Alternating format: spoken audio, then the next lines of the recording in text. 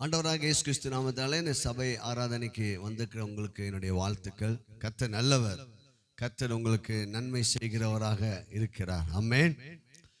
இந்த நாளில் ஒரு அற்புதமான ஒரு டாபிக்கை நாம் தியானிக்க போகிறோம். நம்முடைய வாழ்க்கையை குறித்து தேவனுடைய திட்டம் என்ன? நம்முடைய தனிப்பட்ட வாழ்க்கையும் நம்முடைய குடும்பத்தை குறித்தும் நம்முடைய பிள்ளைகளை குறித்தும் தேவனுடைய மனதில் இருக்கிற அந்த அற்புதமான திட்டம் எப்படிப்பட்டது என்றால் அது ஒரு செழிப்பானது. ஆகையால் தான் ஆண்டவர் சொன்னார் நீதிமொழியில 28-25 பார்க்கும்போது, கர்த்தரை நம்புகிறவன் செழிப்பான். கர்த்தரை நம்புகிறவன் என்னவாவானா? யாரானாலும் கூட இருக்கலாம். அவன் இயேசுவை அறியாத குடும்பத்திலிருந்து வந்து கூட இருக்கலாம், எந்த மதத்தினராக இருக்கலாம், எந்த ஜாதியினராக இருக்கலாம். ஆனால் கர்த்தரை அவன் நம்பும் போது அவன் வாழ்க்கை ஆசீர்வாதமாக, செழிப்பாக, வெற்றியாக, சுகமாக மாறும். அல்லேலூயா. ஆனால் இன்னைக்கு நாம் கர்த்தரை நம்பி இருக்கிறோம், அவரை ஏற்றுக்கொண்டு இருக்கிறோம். ஆனால் நம்முடைய வாழ்க்கையில இப்படிப்பட்ட ஒரு செழிப்பு, ஆசீர்வாதம், சுகம், நல்வாழ்வு ஏன் இல்லை என்பதை இந்த நாளில் நாம் தியானிக்க போகிறோம். பிரைஸ்லா. கர்த்தரை நம்புகிறவன் எத்தனை பேர் கர்த்தரை நம்புறீங்க? அப்ப கர்த்தரை நம்புறதுன்னா என்னன்னு தெரிஞ்சுக்கணும். நான் கர்த்தரை நம்புறேன் அப்படின்னு. அப்ப கர்த்தரை நம்புவதுன்னா என்ன என்பதை கொஞ்சம் நம்ம ஆழமாய் பார்க்க போகிறோம். கர்த்தரை நம்புகிறவன் செழிப்பான். கர்த்தரை நம்புகிறவன் உயர்ந்த அடைக்கலத்திலே வைக்கப்படுவான். கர்த்தரை தாம் தெய்வமாய் கொண்ட ஜனம் பாக்கியம் உள்ளது. எல்லாத்தையும் காட்டிலும் இந்த உலகத்திலே எவ்வளவு பெரிய பணக்காரன, படிச்சவனை, எல்லாவற்றையும் காட்டிலும் கர்த்தரை தம் தெய்வமாய் கொண்ட ஜனம் எப்படிப்பட்டதா? பாக்கியம் உள்ளது. அப்படி என்றால் நம்முடைய வாழ்க்கையில இந்த பாக்கியம், இந்த செழிப்பு, இந்த சந்தோஷம், இந்த சமாதானம், இது ஏன் நம்ம வாழ்க்கையில செயல்படல?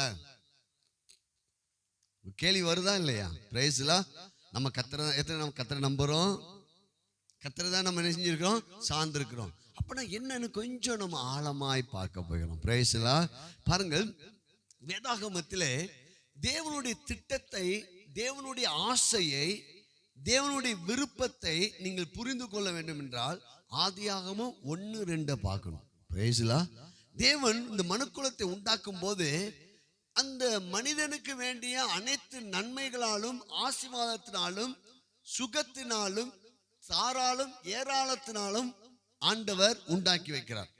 ஆதியாகமத்தை பார்க்கும்போது 7 தடவை நல்லது நல்லது நல்லதுன்னு வருது. அடுத்து திரளாய் உண்டாக்கினார். அடுத்து ஆண்டவர் சொன்னா நீங்க பழுகணும், பெருகணும், நிரப்பணும், கீழ்ப்படுத்தணும், நீங்க ஆளுகை செய்யணும், நீங்க ஒரு ராஜாவை போல, ராணியை போல ஆளுகை செய்யணும்னு சொன்னார்.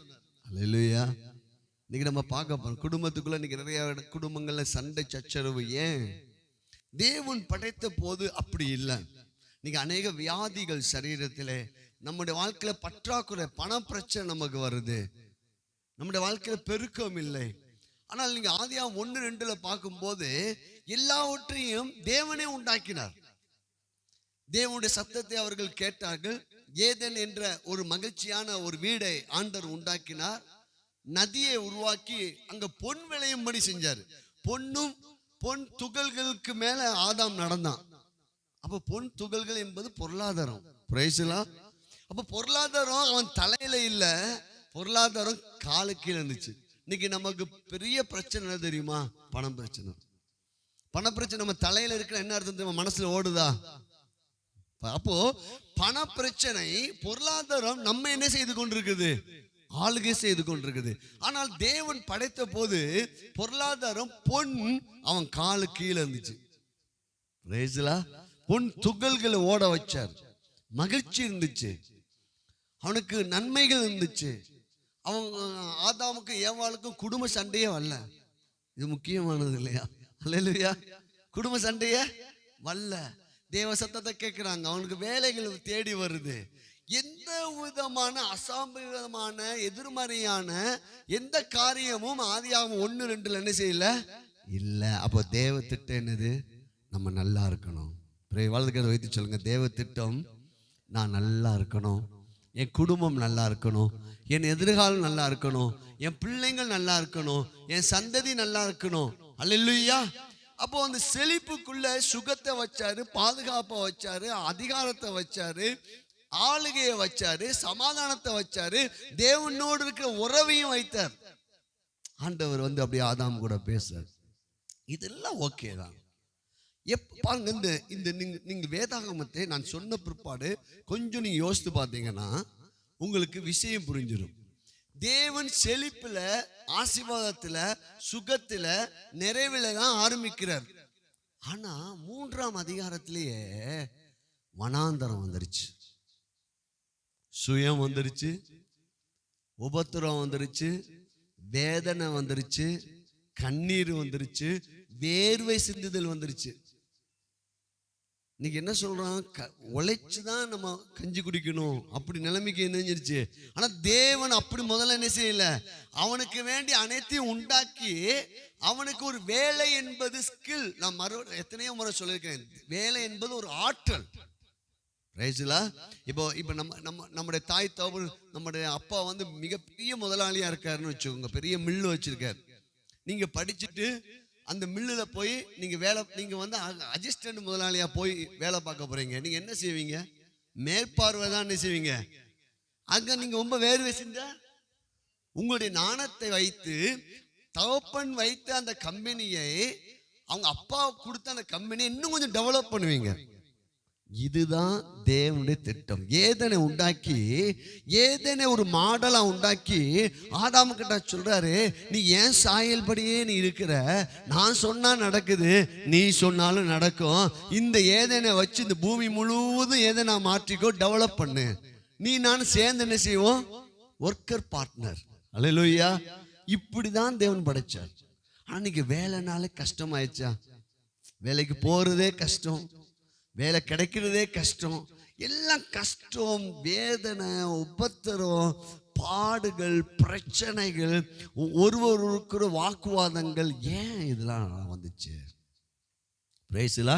நம்ம ஒரு 5 காரியத்தை சொல்லிட்டு நம்ம திரும்ப ஆழமா பார்க்க போறோம். இது ஆதியாகமம் புத்தகத்துல 1-2 செழிப்புன்னு வச்சுக்கோங்க. செழிப்பு என்றால் பணம் மட்டும் அல்ல, எல்லா நல்வாழ்வும் அடங்கி இருக்குது அங்க. பிரைஸ்லா. அப்போ 1-2 செழிப்பு. 3ஆம் அதிகாரத்தை பார்த்தீங்கன்னா வனாந்தரம் வந்துருச்சு. திரும்ப தேவன் தன்னுடைய திட்டத்தை மாற்றிக்கொள்ளவே மாட்டார். நம்ம அப்பா இருக்காரு, நம்ம பிள்ளைங்க ஏதோ தவறு பண்ணிட்டாங்க, ஆனா அப்பாவுக்கு ஒரு பரந்த மன்னிக்கிற தன்மை உண்டு, அன்பான அப்பா. ஆனா அவர் தன் பிள்ளை அப்படி போயிட்டான்னு சொல்லிட்டு அதுக்காக அந்த பிள்ளைய சாபத்துக்குள்ள, தருத்திரத்துக்குள்ள, வேதனைக்குள்ள விட மாட்டார். திரும்ப எப்படியாவது என் பிள்ளைங்களை என்ன செய்யணும், எடுக்கணும், என் பிள்ளைங்க நல்வாழ்வுக்குள்ள வரணும்னு தேவன் விரும்புகிறார். அடுத்து பார்த்தீங்கன்னா ஆபேல் காயின் பார்த்தீங்கன்னா, ஆபேல் செழிப்பு, காயின் வனாந்தரம். நோவா காலத்தை பார்த்தீங்கன்னா நோவா குடும்பம் செழிப்பு, முழு உலகமும் தேவனுக்கு எதிராக இணைஞ்சிருச்சு, வனாந்தரத்தினால அழிஞ்சு போயிடுச்சு. ஆபிரகாமுடைய வாழ்க்கையிலும் கூட பஞ்சம் இருந்துச்சு, ஈசாக்கு வாழ்க்கையில பஞ்சம் இருந்துச்சு, யாக்கோபுடைய வாழ்க்கையிலையும் பஞ்சம் இருந்துச்சு, யோசேப்பு வாழ்க்கையிலையும் பாடுகள் இருந்துச்சு. அப்போ இந்த வேதாகமம் முழுவதும் பார்த்துட்டே போகலாம். ஆனா தேவன் என்ன பண்றான்னா, எப்போதெல்லாம் தன்னுடைய மனுக்குலம் இஸ்ரவேல் ஜனங்கள் அடிமைத்தனத்துக்குள்ள போகும்போது வனாந்தரத்துக்குள்ள போயிட்டாங்க, ஆனா ஆண்டவர் விடுற மாதிரி இல்லை. யோசேப்பை அனுப்பி அவங்க திரும்ப என்ன செய்றாரு, பாலும் தேனும் ஓடுகிற நல்வாழ்வுக்குள்ள கொண்டு. அப்ப தேவ திட்டம் என்னவென்றால், தேவ பிள்ளைகள் கஷ்டத்துல பாடல மூழ்க கூடாது. அதனாலதான் வேதாகமம் சொல்லுது, எப்பக்கும் நெருக்கப்பட்டாலும் நான் ஒடுங்கி போவதில்லை, கலக்கம் அடைந்தாலும் மனம் முறிவடை. சூழ்நிலையை பார்க்காதீங்க. கர்த்தருடைய வார்த்தையை பாருங்க. இப்ப நம்ம கொஞ்சம் ஆழமா தியானிக்க போயிடும். இப்ப நம்ம ஆதியாகமம் 1-2-3 இது எப்படி முதல் ஆதியாகமம் 1-2 செழிப்பு, 3ஆம் அதிகாரம் வனாந்தரம்.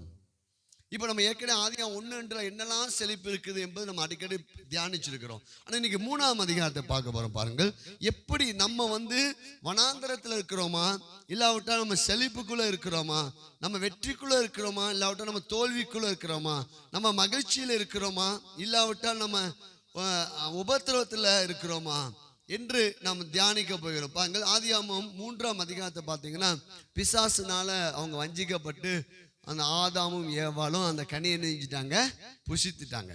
இப்போ என்ன நடக்குதுன்னு பாத்தீங்கன்னா, ஆதியாகமம் 3:7 பாருங்கள். 3:7 வாசிங்க. அப்பொழுது அவர்கள் மைக்கில் வாசிங்க. இருவருடைய கண்களும் திறக்கப்பட்டது. அவர்கள் தங்கள் நிர்வாணிகள் என்று அறிந்து அத்தி இலைகளை தைத்து தங்களுக்கு அரை கச்சைகளை உண்டு பண்ணினார்கள். பாருங்க, முதலாவது நாம் நல்வாழ்விலிருந்து செழிப்பிலிருந்து வனாந்தரத்துக்கு போக வைக்கிறது எது என்றால் நம்முடைய மாமிச கண்கள். அவருடைய இருவருடைய கண்களும். அப்ப அதுக்கு முன்னாடி எந்த கண்கள் அவங்களுக்கு இருந்துச்சு? ஆவிக்குரிய கண்கள் தான் இருந்துச்சு. அந்த ஆவிக்குரிய கண்கள் தேவனை பார்த்தது, ஆசீர்வாதத்தை பார்த்தது, சுகத்தை பார்த்தது, வெற்றியை பார்த்தது, உறவை பார்த்தது, நன்மையானதே பார்த்தது.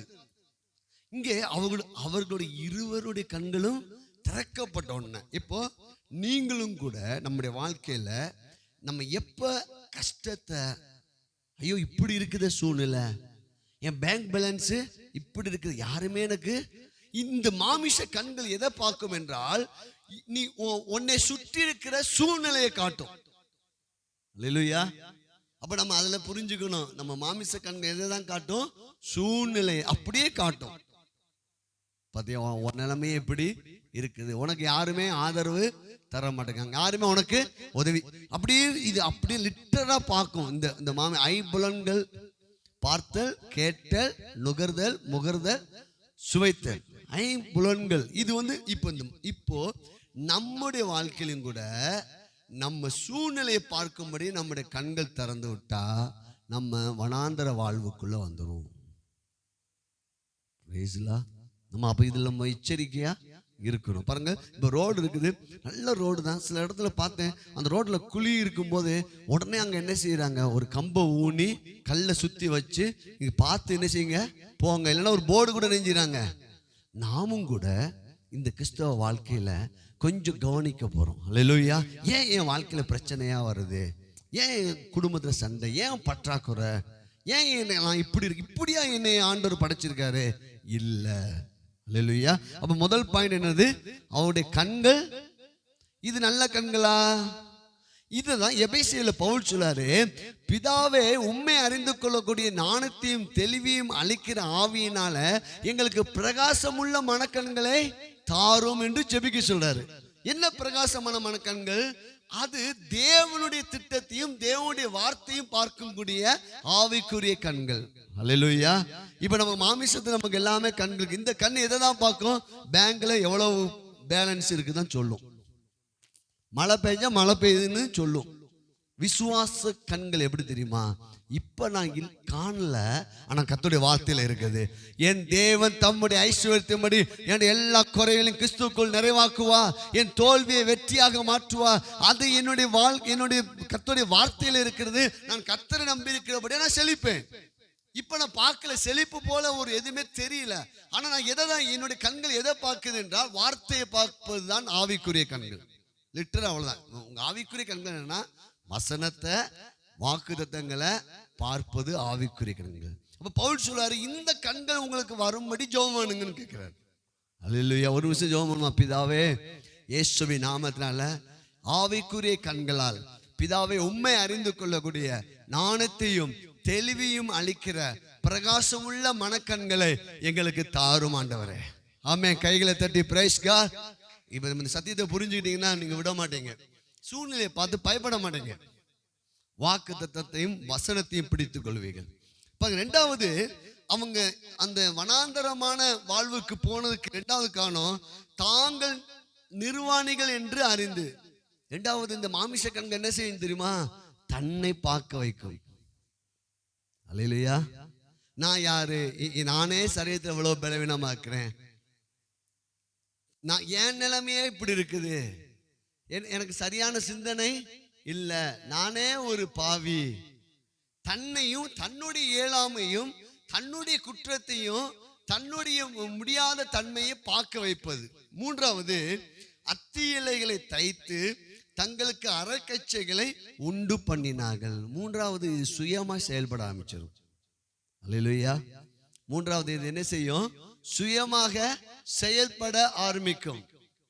அத்தி இலை அவங்களா நினைஞ்சாங்க. பாருங்க, செழிப்புக்குள்ள இவங்க இருக்கிற வரை தேவன் இவர்களுக்காக எல்லாவற்றையும் செய்தார். ஆனால் இவர்கள் வனாந்தரத்துக்குள்ள வந்த போது அவர்களே அத்தியிலே தைச்சு தன்னுடைய நிலைமையை மறைக்கிறதுக்கு எதையோ ஒன்றை செய்கிறார்கள். அல்லேலூயா. அதனாலதான் நீதிமொழி சொல்லப்படுது, உன் சுய புத்தி மேல் நீ சாயாமல் முழு இருதயத்தோடு கர்த்தர் மேல் நம்பிக்கையா. அப்ப நம்ம சுய புத்தி மேல சாஞ்சிட்டோம்னா நம்ம எங்க போயிட்டோம்? வனாந்தர வாழ்வு. அது நமக்கு வேண்டாம். நல்லா புரிஞ்சுங்க. இப்ப நம்ம எங்க இருக்கிறோம்? ஆனா ஒரு குட் நியூஸ் சொல்றேன், நீங்க இப்படிப்பட்ட சூழ்நிலை இருந்தாலும் ஒரு மீட்பை கர்த்தர் வச்சிருக்கார். அல்லேலூயா. ஆனா நம்ம நிலைமை நம்ம புரிஞ்சுக்கணும். இப்ப டாக்டர்கிட்ட போறோம், டாக்டர் பார்த்து பரிசோதிச்சு சில நார்மலா பார்த்தா 2-3 நாள்ல காய்ச்சல் சரியா போச்சுன்னா ஓகே. 4ஆவது நாள் ஏன் டெஸ்ட் எடுக்க சொல்றாங்க? அதுல உள்ள இன்னும் ஏதோ ஒரு மாற்றம் இருக்குது. அப்ப நீங்க இந்த டெஸ்ட் என்ன செஞ்சுட்டுங்க? அது யாருக்கு நல்லது? அல்லேலூயா. இப்ப இது நமக்கு நல்லது. சுய புத்தி மேல் அவங்க சாய்ந்து தன்னை அவங்களாகவே அவங்க வாழ்க்கையை நடத்த ஆரம்பிச்சிட்டாங்க. அது செழிப்புக்கு நம்மளை கொண்டு போகவே மாட்டாது. உன் சுய புத்தி மேல் சாயாமல் உன் வழிகள் எல்லாம் யார் நினைச்சுக்கணுமா? அவரை நினைச்சுக்கிட்டே இருக்கணும். பாருங்க, ஆதாமை செழிப்புக்குள் வைத்தார். ஆனா அவங்க வனாந்தர வாழ்வுக்கு போனபடினால் அவங்களுடைய வாழ்க்கையில சுய புத்தி மேல் அவங்க சாய்ந்தபடினால் அந்த மிகப்பெரிய ஒரு தவறு நடந்தது. பாருங்க. ஆனால் இன்னொரு குட் நியூஸ் சொல்றேன். 3:8 வாசிங்க. பகலில்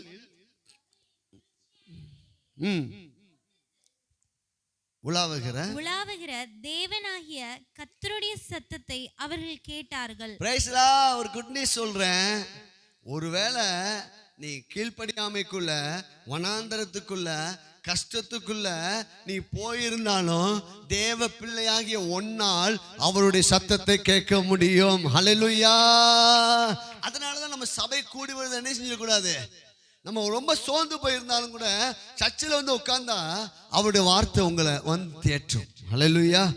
இப்ப பாருங்க, ஆதாமும் ஏவாளும் கீழ்ப்படியாமைக்குள்ள போயிட்டாங்க. ஆனாலும் தேவ சத்தத்தை அவர்கள் கேட்கிறார்கள். ஆனா தேவன் விட மாட்டாருப்பாங்க. நான் உன்னை விட்டு விழுவதும் இல்லை, உன்னை கை விடுவதும் இல்லை. கேட்கிறாங்க. அப்பொழுது வாசிங்க. அப்பொழுது ஆதாமும் அவன் மனைவியும் தேவனாகிய கர்த்தருடைய சந்ததிக்கு விலகி தோட்டத்தின் விருட்சங்களுக்குள்ளே ஒளிந்து கொண்டார்கள். பாருங்க, இந்த வனாந்தர வாழ்வு நம்மள தேவன் கிட்டி சேராம தடை செய்யும். சபைக்கு வரக்கூடாதபடிக்கு தடை செய்யும். சபையில தேவனோட வார்த்தையை கேட்க கூடாதபடிக்கு தடை செய்யும். அவர்கள் தேவ சந்நிதிக்கு விட்டு விலகினாங்க. நீங்க தனிப்பட்ட ஜபத்தை ஜெபம் பண்ணாதபடிக்கு தடை செய்யும். வேதத்தை நீங்க வாசிக்க கூடாதபடிக்கு தடை செய்யும். இது அப்படின்னா நீங்க எங்க இருக்கிறீங்க? வனாந்தர வாழ்வு. அவங்க தேவ சந்நிதியை விட்டு, அவங்க தேவ சத்தம் கேட்குது, ஆனா அவங்க சத்தத்தை என்ன செய்ய முடியல, ஃபேஸ் பண்ண முடியல. அவங்க சந்நிதியை விட்டு என்ன செய்றாங்க? விலகி போய் ஒளிஞ்சுக்கிட்டாங்க, ஒளிந்து கொண்டார்கள். ஆண்டவருக்கு தெரியாத நம்ம எங்க இருக்கிறோம்னு. அல்லேலூயா. நம்முடைய கடந்த காலமும் தெரியும், நம்முடைய நிகழ்காலமும் தெரியும், நம்முடைய எதிர்காலமும் தெரியும். நம்ம இது எப்படி இருக்கு தெரியுமா? இந்த சின்ன பிள்ளைங்க பார்த்தீங்கன்னா நமக்கு எல்லாம் தெரியும். அவன் சேருக்கு பின்னாடி ஒளிஞ்சிருக்கும். நம்ம இங்கிருந்து பார்த்தா அந்த பிள்ளை சேருக்கு பின்னாடி ஒளிஞ்சிருக்கிறது நமக்கு. இதுதான் நம்ம வாழ்க்கை. அல்லேலூயா. அதனால தான் நீங்க ஒன்று சொல்றேன், நீங்க நல்லவங்களா இருக்கிறதை போய் ஆண்டவர்கிட்ட சொல்வதில்லை. நீங்க எந்த நிலைமையில இருந்தாலும் நீங்க ஆண்டவர்கிட்ட போய் பேசலாம். ஆண்டவரே, என் நிலைமை உங்களுக்கு தெரியும், நான் என்ன செஞ்சுட்டு இருக்கிறேன்னு உங்களுக்கு தெரியும், என்னோட கடந்த காலமும் தெரியும், நிகழ்காலமும் தெரியும், என் எதிர்காலமும் தெரியும். அதனாலதான் பாவங்களை மறைக்கிறவன் வாழ்வடைய மாட்டான், அவைகளை அறிக்கை செய்து விட்டு விடுகிறவன். அப்ப அவருக்கு எல்லாமே தெரியும். நம்ம அவர்கிட்ட போய் ஓப்பனா சொல்லி நாம் கிருபையை பெற்றுக்கொள்ளலாம். பிரேஸ்லா. நம்ம சின்ன பிள்ளை மாதிரிதான் இப்ப பாருங்க. அப்போ இந்த வனாந்தர வாழ்வு நம்மளை பாருங்கள் எப்படிலாம் சந்நிதியை விட்டு தேவனை விட்டு விலக வைக்கிறது. நம்மளாவே ஒளிஞ்சு கொள்ளுகிறோம். அவருக்கு எல்லாமே தெரியும். பாருங்கள், அதுக்கடுத்து பாத்தீங்கன்னா 10வது வசனம். அதற்கு அவன், நான் தேவரீருடைய சத்தத்தை தோட்டத்திலே கேட்டு நான் நிர்வாணியாய் இருப்பதினால் பயந்து ஒளித்து கொண்டேன் என்றான். Price the Lord. பாங்க, அவன் சொல்ல, எங்க ஆதாமே நீ எங்க இருக்கிற அப்படின்னு கேட்டா அவன் சொல்லுவான், நான் நிர்வாணியா இருக்கிறேன் ஆண்டவரே, நான் உங்க சமூகத்துக்கு வர்றதுக்கு எனக்கு தகுதி இல்லை ஆண்டவரே. சத்துருடைய பொய் நல்லா புரிஞ்சு. எனக்கு பாடுறதுக்கு தகுதி இல்லை ஆண்டவரே, எனக்கு ஊழியம் செய்யறதுக்கு எனக்கு என்ன கிடையாது, தகுதி இல்லை ஆண்டவர். உன் தகுதியை வச்சு ஆண்டவர் நம்மளை அழைக்கல. அல்லேலூயா. அவர் நம்மை தகுதிப்படுத்தி விட்டார். அல்லேலூயா. சத்துருடைய பெரிய பொய் என்னதுமா, உனக்கு எலிஜிபிலிட்டி இல்லை, உனக்கு தகுதி இல்லை. ஆண்டவர் நம்ம கிட்ட எதிர்பார்க்க தகுதி எது தெரியுமா சொல்லுங்க? 0. நம்ம தகுதி எது தெரியுமா? நான் ஒன்றும் இல்லை ஆண்டவரே, அதுதான் எலிஜிபிலிட்டி. அல்லேலூயா. அதுதான் எலிஜிபிலிட்டி. நான் அழுக்கான கந்த ஆண்டவரே, என்னை பத்தி இல்லாம உமக்கு, அதான் எலிஜிபிலிட்டி. 0 போனாலும் கர்த்தர் 0வை ஹீரோவாய் மாற்றி விட்டுருவார். அல்லேலூயா. எல்லாம் நீங்கள் புரிந்து கொள்ளுங்க, தேவனை சரியாய் புரிந்து கொள்ளுங்க. சத்துருடைய பொய் என்ன தெரியுமா? நீ பாவி, உனக்கு இந்த ஊழியம் செய்யவோ, இந்த வேலைக்கு செய்யவோ, இந்த ஜபிக்கவோ, இதெல்லாம் உனக்கு என்ன கிடையாது, தகுதி இல்லைன்னு சொல்லுவான். அது பொய். இப்போ அவன் சொல்றான், ஆண்டவரே நான் நிர்வாணியா இருக்கிறேன் ஆண்டவரே, நான் உங்களை வந்து பார்க்க முடியாது ஆண்டவரே. அல்லேலூயா. நம்ம பிள்ளைங்க அங்கங்க ஒளிஞ்சுக்கிட்டு இருந்தபோது, சின்ன வயசுல நம்ம பிள்ளைங்க இருக்கிறத தேவனை என்ன செய்கிறாரு? அப்பா தாய் தப்பு பிள்ளைங்களை என்ன செய்கிறாங்க? எல்லா நேரத்திலையும் அரவணைக்கிறாங்க. இவனுக்குள்ள ஒரு மனசுல ஒரு தாழ்வு மனப்பான்மை வந்துருச்சு. இதுதான் வனாந்தர வாழ்வு. தாழ்வு மனப்பான்மையை உண்டாக்குறது வனாந்தர வாழ்வு. ஆண்டவரே எனக்கு தகுதி இல்லப்பா, உங்ககிட்ட வந்து உங்க முகத்துக்கு நேரம் நான் வந்து தப்பு பண்ணிட்டேன் ஆண்டவரே, நான் உங்களை வந்து நேரடியாக சந்திக்கக்கூடிய எந்த ஒரு தகுதியும் இல்லை அப்படின்னு அவன் சொல்றான். உடனே ஆண்டவர் கேட்கிறாருப்பாங்க. அடுத்த வசனம் 11. அப்பொழுது அவர் நீ நிர்வாணி என்று உனக்கு அறிவித்தவன் யார்? பிரேஸ்லா, கண்டுபிடிச்சிட்டாரா? நீ நிர்வாணி என்று உனக்கு அறிவித்தவன். அப்ப நல்லா நீங்கள் புரிந்து கொள்ளுங்கள், இந்த பொய்யனும் பொய்க்கு பிதாவாக பிசாசு தான் நம்மளை குற்றப்படுத்துகிறவன். அல்லேலூயா. ஆண்டவர் யாரு உனக்கு இது சொன்னது? நீ என்னுடைய பிள்ளைடா. அல்லேலூயா. பிரைஸ்லா. இப்போ ஒரு பிள்ளை இருக்குது, அந்த பக்கத்து வீட்டுக்கு அவங்க ஃப்ரெண்ட்ஸ் சொல்லிட்டாங்க, நீ அழகாவே இல்லை அப்படின்னு சொல்லிட்டாங்க. அந்த பிள்ளை போய் அம்மா அப்பாட்ட போய் அழுகுது, நான் அழகாவே இல்லையா. யாரா சொன்னது?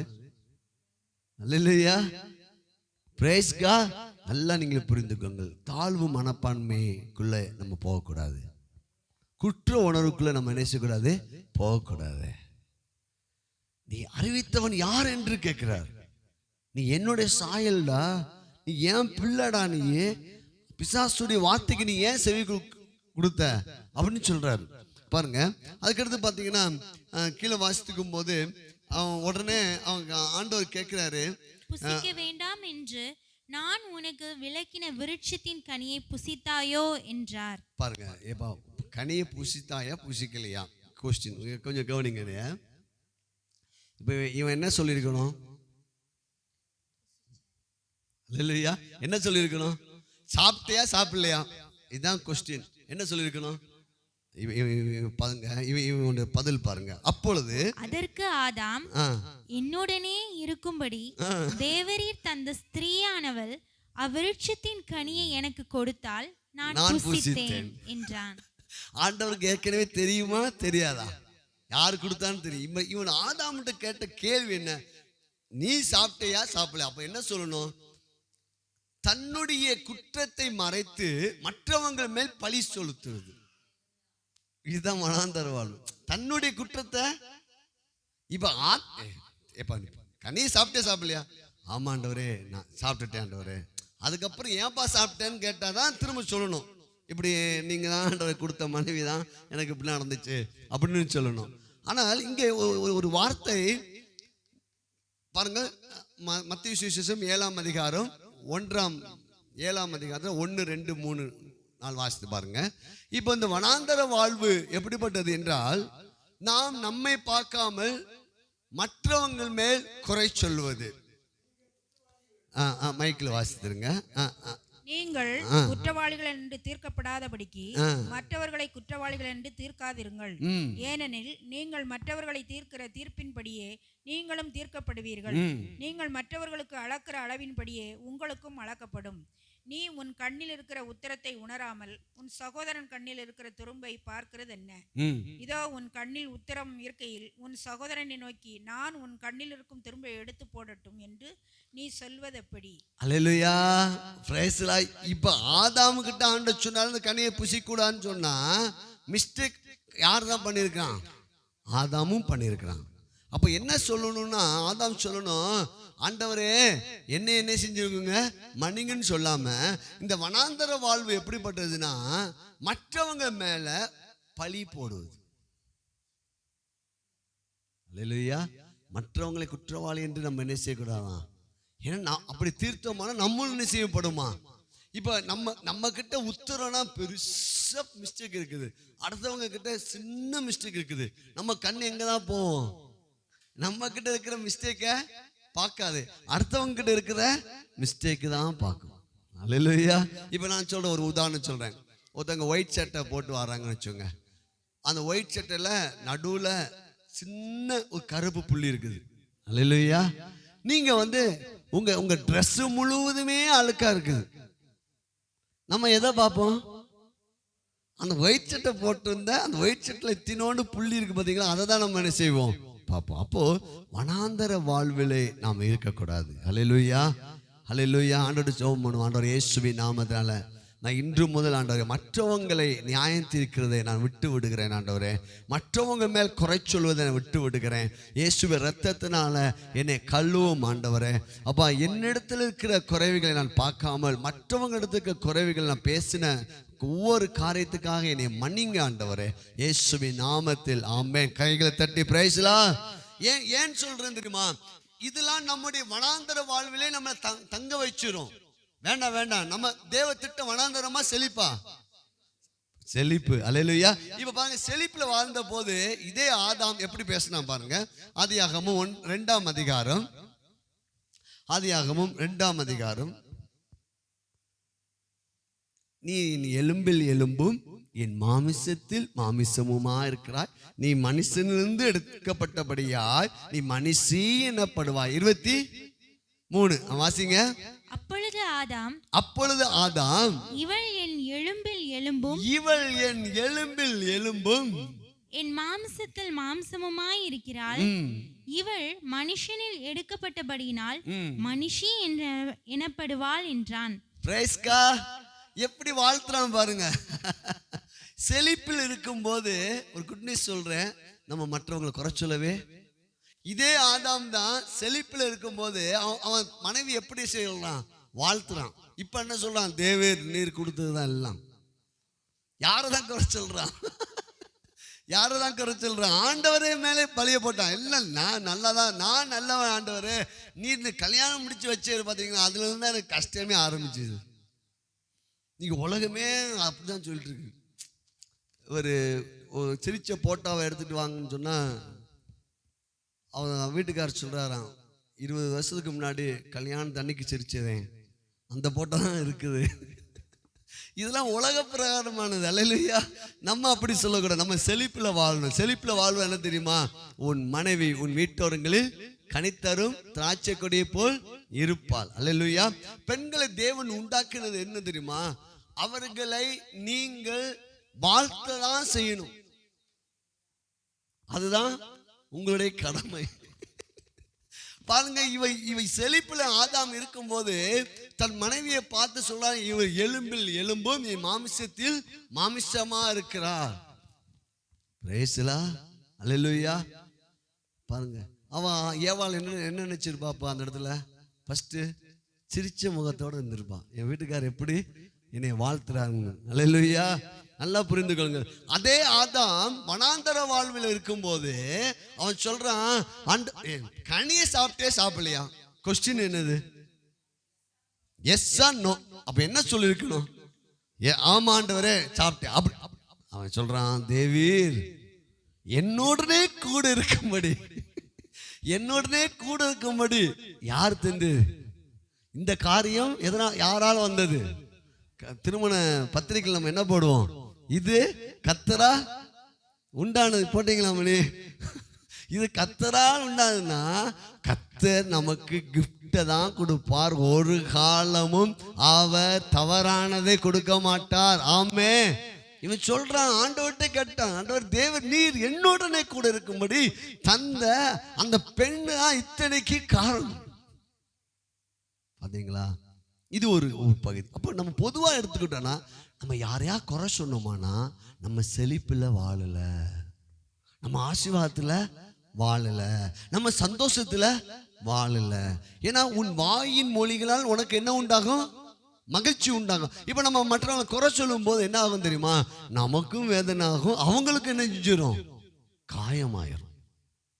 அது நம்முடைய வார்த்தை ரொம்ப ரொம்ப முக்கியம். இந்த வார்த்தை அதனால தான் ஆண்டவர் சொன்னார், மரணமும் ஜீவனும் நாவில், அதில் பிரியப்படுவர்கள் அதோடைய கனியை.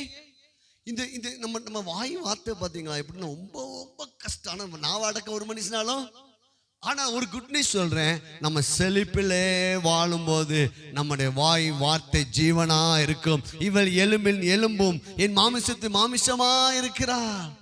ஆதாம் அப்பதான் வாயை திறக்கிறான். அதுக்கு முன்னாடி ஆதாம் வாயவே, மனைவி வந்தபடிதான் என்ன செய்யறான்? வாழ்த்துகள் கவிதையே எழுதுறான். என்ன பிரபு இல்லையா? அதுவரை அவனுக்கு கவிதையே வரல.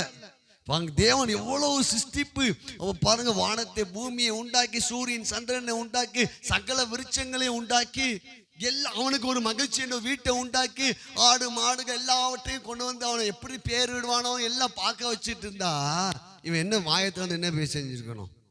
ஆண்டவரே நீ எவ்வளவு அழகான படிச்சிருக்குது அப்படிலாம். உண்மையாகவே இவனுக்கு எப்பதான் மகிழ்ச்சி வருது? மனுஷன் தனிமையா இருப்பது நல்லது இல்லை. அவன் மகிழ்ச்சி எப்ப வந்துச்சு? இவனிலிருந்து உருவாக்கப்பட்ட அந்த ஏவாளை ஆண்டவர் கொண்டு வர ஏதேன் தோட்டத்துக்கு கொண்டு போய் விட்டாரு. அப்பயும் அவன் அமைதியா தான் இருக்கான், வாய் பேசல. எப்ப வாயை திறந்தான் தெரியுமா? ஏவாளை பார்த்த உடனே நினைஞ்சிட்டான், என் எலும்பில் எலும்பும் என் மாமிசத்தில் மாம்சமா இருக்கிறார். இவன் மனுஷனிலிருந்து எடுக்கப்பட்டபடியாக மனுஷி என்று பேர் விட்டதே யாருதான்? ஆதாம் தான். அல்லேலூயா, அல்லேலூயா. அதனால உங்க மனைவிக்கு நல்ல பேர்லாம் நல்ல பேர் சொல்லணும். அல்லேலூயா சொல்லி அழைக்க வேண்டும். இப்போ இப்படி இருந்த ஆதாம் ஏன் இப்படி மாறிட்டான்? இதான் இப்போ நம்ம குடும்பங்கள்ல ஏற்படுகிற பிரச்சனைக்கு காரணம் என்ன? நம்முடைய பொருளாதார நெருக்கடிக்கு காரணம் என்ன? வாக்குவாதத்துக்கு காரணம் என்ன? நம்ம தேவனுடைய திட்டமாகிய செழிப்பின் திட்டத்தில் நம்ம இல்லை. அல்லேலூயா. இந்த திட்டத்தை கெடுக்கும்படி சத்துரு நடுவுல நெஞ்சிட்டான், உள்ள நுழைந்து விட்டான். அப்ப நம்ம குடும்பம் நல்லா இருக்கணும். அதான் ஆண்டு சங்கீதம் 128 உன் மனைவி வீட்டவர்களே கனித்திரும். கணவர் எப்படி கர்த்தருக்கு பயந்தவங்களாய், உன் பிள்ளைகள் ஒளிவு மர கன்றுகள் போல. இவ்விதமாய் கர்த்தர் சீயோனிலிருந்து உன்னை என்ன செய்வாரு? அப்ப தேவ திட்டத்தை தேவன் ஒரு காலமும் என்ன செய்யல, மாற்றிக்கொள்ளவே இல்லை. ஆண்ட விடுவது மாதிரி இல்லை. திரும்ப திரும்ப பாருங்க, நம்ம முழு வேதாகமத்தை பார்க்கும்போது மறுபடியும் ஆசீர்வாதமான வார்த்தைகளை சொல்லி மறுபடியும் தேவன் செழிப்பின் திட்டத்துக்கு நம்மளை அழைக்கிறார். அல்லேலூயா. பாருங்க இப்படி போயிடுச்சு. உடனே அவளை கூப்பிடுறாரு. அவளை கூப்பிட்டு அவளா என்ன செஞ்சுருக்கணும்? ஆமாண்டவரே நான் சாப்பிட்டேன்னு சொல்லியிருக்கணும். அப்போ அவன் என்ன சொல்ற பாருங்க 3 பாருங்க 11 வாசி. அப்பொழுது தேவனாகிய கர்த்தர் ஸ்திரியை நோக்கி, நீ இப்படி செய்தது என்ன என்றார். ஸ்திரியானவள், சர்ப்பம் என்னை வஞ்சித்தது, நான் புசித்தேன். இவன் பழிய எங்க போட்டா? இப்போ ஆதாம் ஏவாள் மேல் பழிய போட்டான், ஏவாள் சர்ப்பத்து மேல பழிய போட்டான். சர்ப்பம் தான் மூல காரணம், இல்லைன்னு இல்லை. ஆனா இவங்க எங்க பாருங்க, வனாந்தரம் பாருங்க, ஒருவருக்கு ஒருவர் என்ன செஞ்சுட்டு இருப்பாங்க? பழைய குற்றம் சாட்டுவாங்க. கணவன் மனைவி மேல, மனைவி கணவன் மேல, தாய் தகப்பன் பிள்ளைங்க மேல, பிள்ளைங்க தாய் தகப்பன் மேல, உறவினர்கள் மேல. இப்படி ஏதாவது ஒரு குற்றத்தை நம்ம என்ன செய்யக்கூடாது? வனாந்தர வாழ்விலே நம்ம இருக்க வேண்டிய அவசியம் இல்லை. நாம் மற்றவங்களை மன்னிக்க வேண்டும், மற்றவங்களை மேல் நம்ம குற்றத்தை சாட்ட வேண்டாம். உடனே ஆண்டவருக்கு சர்ப்பத்துக்கிட்ட போறாரு. சர்ப்பம் தான் இது செஞ்சபடினால உடனே சர்ப்பத்தை ஆண்டவர் என்ன செய்றாரு? சபிக்கிறாரு. ஆனாலும் இந்த பாருங்க, இதுக்கடுத்து பாருங்க, இப்பதான் அங்க ஆதாம் செழிப்பில் வேதனை இல்லை, வேர்வை இல்லை, வருத்தம் இல்லை. ஆனால் வனாந்தரத்திலே வேர்வை வந்து விட்டது, வருத்தம் வந்து விட்டது, பிரச்சனைகள் எல்லாம் வந்து விட்டது. பார்த்தீங்கன்னா அதுக்கடுத்து பார்த்தீங்கன்னா சில வசனங்கள் நம்ம பார்க்கும்போது 3:16 நான் ஒரு வசனத்தை மட்டும் நான் சொல்லிட்டு போறேன். வேதனையோடு, வேதனை என்ற ஒரு வார்த்தை 3:16 ஆரம்பிக்கிறது. அதுக்கடுத்து ஆதாமை பார்த்து ஆண்டவர் சொல்றார், உன் நிமித்தம் அந்த பூமி என்ன செஞ்சிருக்கும்? சபிக்கப்பட்டிருக்கும்.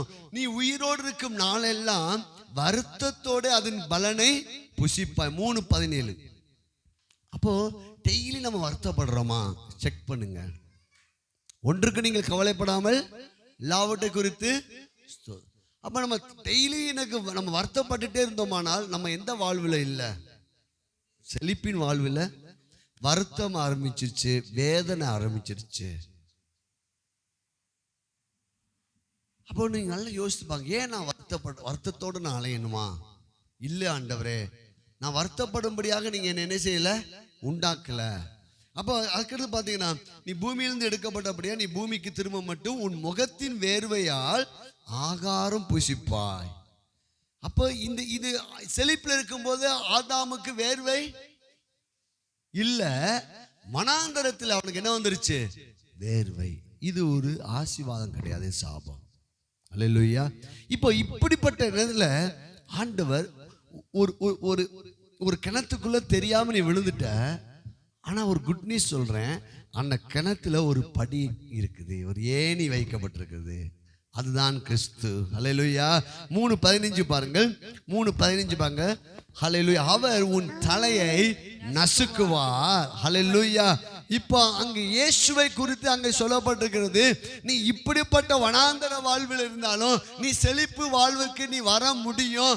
அந்த செழிப்பு வாழ்வை கொடுக்க ஒன்றே ஒன்று, கர்த்தர் நானே வழியே நானே சத்தியமா இருக்கிறேன் என்று ஆண்டவர் சொல்லியிருக்கிறார். ஹல்லேலூயா. நானே வழி, நானே சத்தியம். அப்போ நம்ம இந்த இப்படிப்பட்ட சூழ்நிலையிலிருந்து நம்மளை மேல கொண்டு வருவது எது என்றால் இயேசுவே வழி. ஹல்லேலூயா. சொல்லுங்க, இயேசுவே வழி. நீங்க உபத்திரவத்தில் இருக்கீங்களா, வேர்வையில் இருக்கிறீங்களா, வேதனையில் இருக்கிறீங்களா, கலக்கத்தில் இருக்கீங்களா, பற்றாக்குறையில் இருக்கீங்களா, ஒரே ஒரு வழி கொடுக்கப்பட்டிருக்கிறது, இயேசுவே வழி. நானே வழி, நானே சத்தியம், நானே ஜீவனுமா இருக்கிறேன், நானே வாசலாக இருக்கிறேன். என்னிடத்தில் வருகிறவன் உள்ளும் புறம் மேய்ச்சலை கண்டடைவான். இதனாலதான் யோவான் 10:14 சொல்லப்பட்டிருக்கிறது, அவன் திருடன் திருடவும் 10:10 திருடன் திருடவும் கொல்லவும் அழிக்கவும் வருகிறான், நானோ அவைகளுக்கு ஜீவன் உண்டாயிருக்கவும் அது பரிபூர்ணப்படவும் வந்தேன். அப்ப முதல் 2 வரி வனாந்தரம், அடுத்த வரி ஜீவன் உண்டாயிருக்கவும் அது பரிபூர்ணம், செழிப்பு. நல்லா புரிந்து கொள்ளுங்க. இப்ப ஆண்டவர் சொல்றாரு, அதுக்காக மனுக்குலமே நீ விழுந்துட்ட, ஆனா நான் உன்னை மீட்டு எடுப்பேன். உன்னை மறுபடியும் நான் செழிப்புக்குள்ள கொண்டு வருவேன். அதற்காக நான் என்னுடைய சொந்த குமாரனே இந்த உலகத்துக்கு அனுப்பி ஆதாம் இழந்து போனதை மறுபடியும் நீ செழிப்பின் வாழ்வுக்குள்ள, வெற்றியின் வாழ்வுக்குள்ள, சந்தோஷத்தின் வாழ்வுக்குள்ள, மகிழ்ச்சியின் வாழ்வுக்குள்ள, சுகத்தின் வாழ்வுக்குள்ள, நிறைவின் வாழ்வுக்குள்ள உன் வாயின் வார்த்தையெல்லாம் ஜீவனாய் மாற்றுவேன். நான் உன்னை மறுபடியும் உயிர்ப்பிப்பேன். அதுக்கு ஒரே வழி, நானே வழி. அல்லேலூயா. அப்ப நம்ம வருத்தப்பட வேண்டாம். ஆண்டவரே, நான் தப்பா பேசுறேன், இனிமேல் நான் அப்படி பேசக்கூடாது. ஆண்டவரே, நான் ஜீவனை தெரிந்து கொள்கிறேன், நீங்க எனக்கு வழியா இருக்கிறீங்க. அல்லேலூயா. என் கணவரை நான் தப்பா பேசக்கூடாது, என் மனைவியை நான் தப்பா பேசக்கூடாது, என் தாய் தகப்பனை நான் தப்பா பேசக்கூடாது, என் உடம்பு நான் தப்பா பேச வேண்டாம். ஆண்டவரே, ஆண்டவரே, யாரையும் நான் தப்பா பேசல. ஆண்டவரே, நான் ஜீவனுக்குள் வாழ விரும்புகிறேன். அதுக்கு நீங்களே எனக்கு வழியாக இருக்கிறேன். அதுக்காக உமக்கிறேன். அதனால வேத வசனம் சொல்றது, நீதிமானுடைய வாய் ஜீவ ஊற்று. நீங்கள் ஜீவ ஊற்றாதான் இருக்கிறீர்கள். அதுக்கடுத்து பாருங்க, ஆதாம் ஏவாளை விடல ஆண்டவர். அவர்களா தானாக அத்தி இலையை தைச்சு பார்த்தாங்க, அது முடியல. ஆண்டவர் தோல் உடைகளை உண்டாக்கி அவர்களுக்கு உடுத்தினார் என்று வேதவசனம் சொல்கிறது. பிரேசலா. ஆண்டவர் ஒரு நாள் விட மாட்டாருங்க. தேவ திட்டம் என்ன தெரியுமா? நீங்க நல்லா வாழ்வதுதான் தேவ திட்டம். இப்ப இருக்கிறத பார்க்கல 1000 மடங்கு நீங்கள் பழுகி பெருகுவதுதான் தேவ திட்டம். உங்க குடும்பத்துல சமாதானமா இருப்பது தான் தேவ திட்டம். நீங்க ஆசீர்வாதமா இருப்பது தேவ திட்டம். நீங்க சுகமா இருப்பது தேவ திட்டம். அல்லேலூயா. ஆனால் இப்ப நீங்க தான் தீர்மானம் எடுக்கணும்.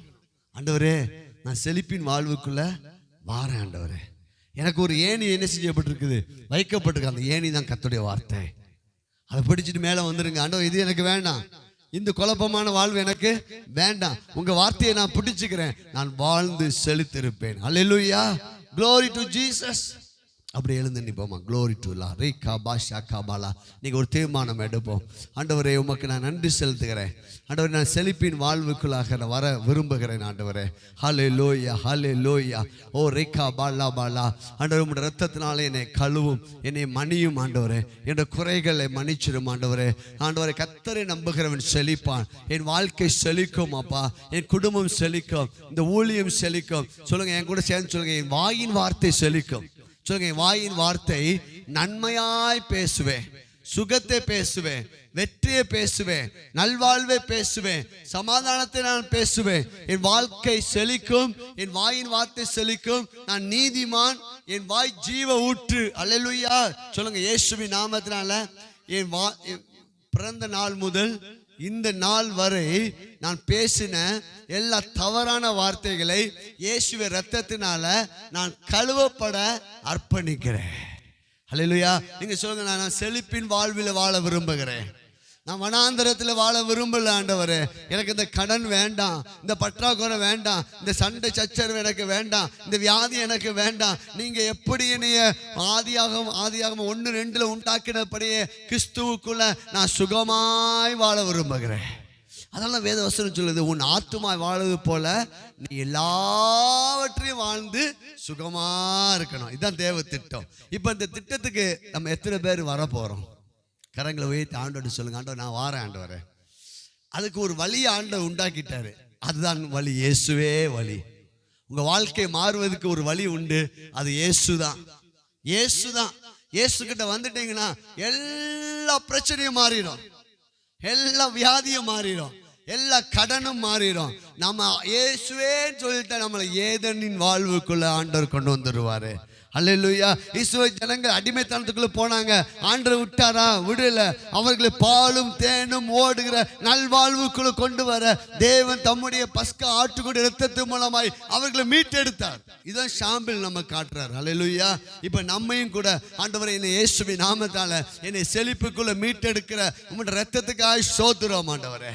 அப்ப உம்முடைய காயங்களுக்காக ஸ்தோத்திரம், உம்முடைய மரணத்துக்காக ஸ்தோத்திரம், உம்முடைய உயிர்த்தெழுதலுக்காக ஸ்தோத்திரம் ஆண்டவர். ரேகலப ஷக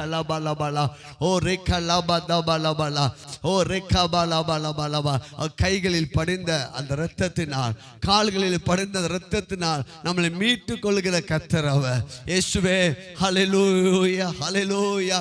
இயேசுதான் வழி என்று நான் ஏன் சொல்றேன் தெரியுமா? சிலுவையை யோசித்து பாருங்க, சிலுவையை யோசித்து பாருங்க. கெத்செமனேல இயேசு கதறினார். அப்போது வேர்வைக்கு பதிலாக ரத்தம் வந்துச்சு. ஏன் தெரியுமா? இனி நீ வேர்வை சிந்தக்கூடாது, அந்த சாபத்திலிருந்து நீ விடுதலை பெற வேண்டும். ஹல்லேலூயா. இயேசுவின் கைகளை பாருங்கள், கால்களை பாருங்கள், விழாவிலே பாருங்கள். ஹல்லேலூயா. அவருடைய முள் கிரீடத்தை பாருங்கள்.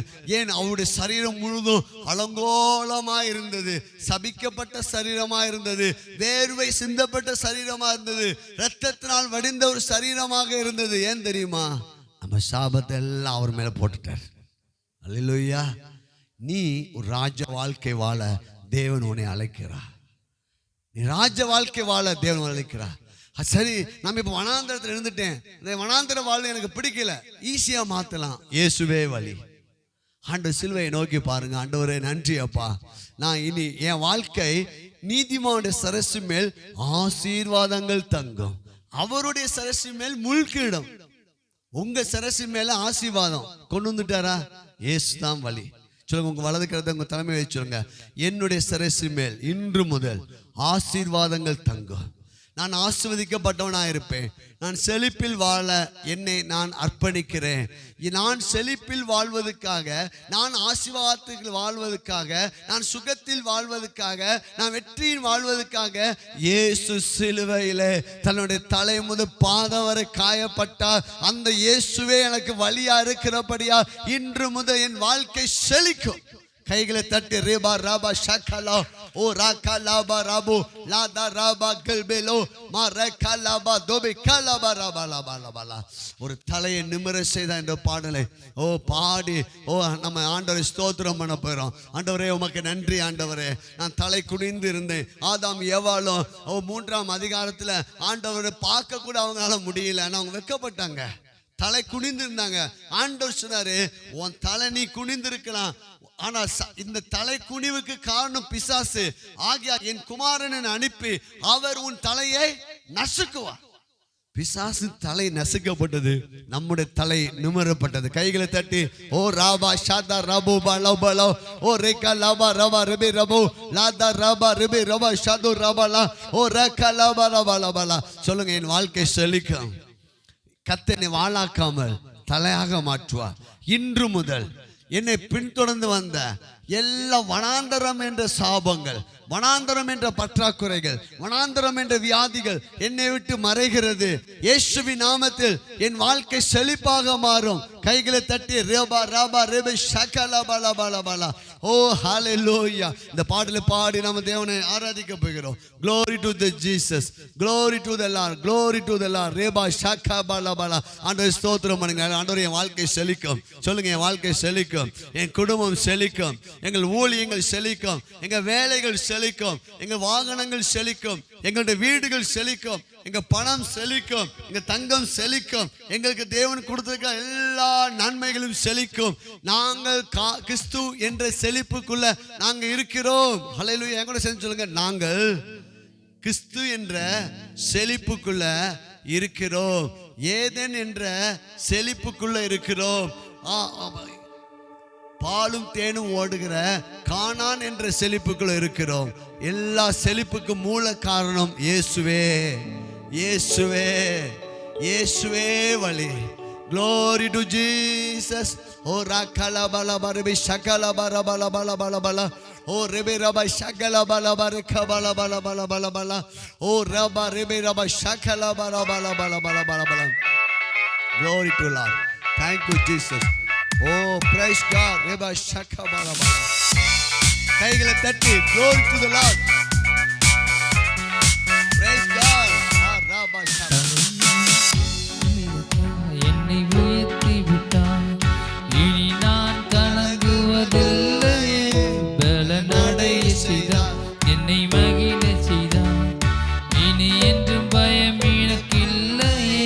தலை நிமிர செய்தார், என்னை உயர்த்தி விட்டார், இனி நான் கலங்குவதில்லையே. பலனடைய செய்தார், என்னை உயர்த்தி விட்டார், இனி என்றும் பயம் எனக்கில்லையே.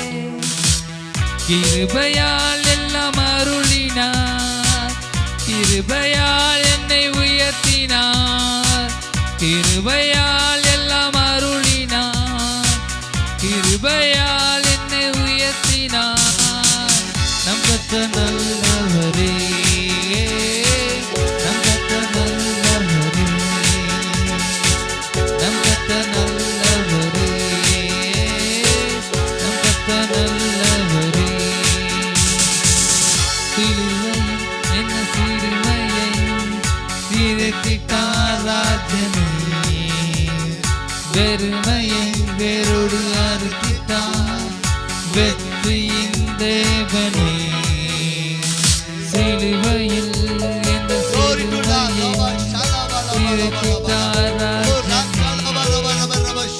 வெறுமையை வேரோடு அறுத்திட்டார் வெற்றியின் தேவனே. கைகளில் பாய்ந்த ஆணியால் என் கரம் பிடித்தாரே, ரத்தம் பாய்ந்த தம் காலினால் என்னை நடக்கச் செய்தாரே. கைகளில் பாய்ந்த ஆணியால் என் கரம் பிடித்தாரே, ரத்தம் பாய்ந்த தம் காலினால் என்னை நடக்கச் செய்தாரே. நம் கர்த்தர் நல்லவரே, நம் கர்த்தர் நல்லவரே, நம் கர்த்தர் நல்லவரே, நம் கர்த்தர் நல்லவரே. துளைகளில் ஒடிந்து கிடந்தேனே, அரண்மனை தந்தாரே, வெட்கத்தை அவர் மாற்றினார், நம்பினேன் விடுவித்தார்.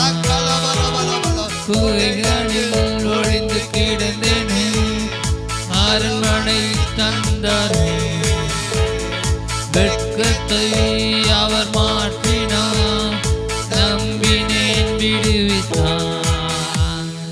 எதிரிகள் முன்புயர்த்தினால் என் தலையை நிமிரச் செய்தார். உத்தமம் அவர் வார்த்தைகள், செய்கைகள் சத்தியம். எதிரிகள் முன்புயர்த்தினால் என் தலையை நிமிரச் செய்தார். உத்தமம் அவர் வார்த்தைகள், செய்கைகள் சத்தியம். நம் கர்த்தர் நல்லவரே, நம் கர்த்தர் நல்லவரே, நம் கர்த்தர் நல்லவரே, நம் கர்த்தர் நல்லவரே. நல்ல கைகளை தட்டி ஓ ரபா சொல்லுங்க, எங்களோட சேர்ந்து இயேசுவின் நாமத்தினால இந்த அக்டோபர் மாதம் முதல் என் வாழ்க்கை செழிக்கும். சொல்லுங்க, இயேசுவின் நாமத்தினால இந்த அக்டோபர் மாதம் முதல் ஆண்டுடைய வருகை வரை என் ஜீவன நாளெல்லாம் நான் செழிப்பிலே வாழும்படி கர்த்தர் எனக்கு கிருபை செய்வார். கைகளை தட்டி ஹல்லேலூயா ஒரு 3 தடவை சொல்லுமா, என் வாழ்க்கை இயேசுவின் நாமத்தில் செழிக்கும். சொல்லுங்க, என் குடும்பம் இயேசுவின் நாமத்தில் செழிக்கும், என் பிள்ளைகள் இயேசுவின் நாமத்தில் செழிப்பார்கள், என் வேலைகள் செழிக்கும், இந்த ஊழியம் செழிக்கும், எங்கள் சபைகள் செழிக்கும், இதை பார்த்து கொண்டிருக்க உங்களுடைய குடும்பங்கள் செழிக்கும், உங்களுடைய வாழ்வு செழிக்கும், உங்களுடைய பிசினஸ் செழிக்கும். கர்த்தர் உங்களை நம்புகிறவன் செழிப்பான். கரங்களை தட்டி ரே ரபா ரோபா லவ் மா ராகாலா தோ ரபா ரெபே லபு மா ரெபே ரெபே ஷலபல பல பல பல. Thank you Holy Spirit. நன்றி ஆண்டவரே. நம்ம அப்படியே திருவந்துக்குள்ளாய் கடந்து செல்ல போகிறோம். கர்த்தர் நமக்காக அலங்கோலமாய் மாற்றினார், அலங்கோலமாய் இயேசு தொங்கினார். ஆனால் நம்முடைய வாழ்க்கை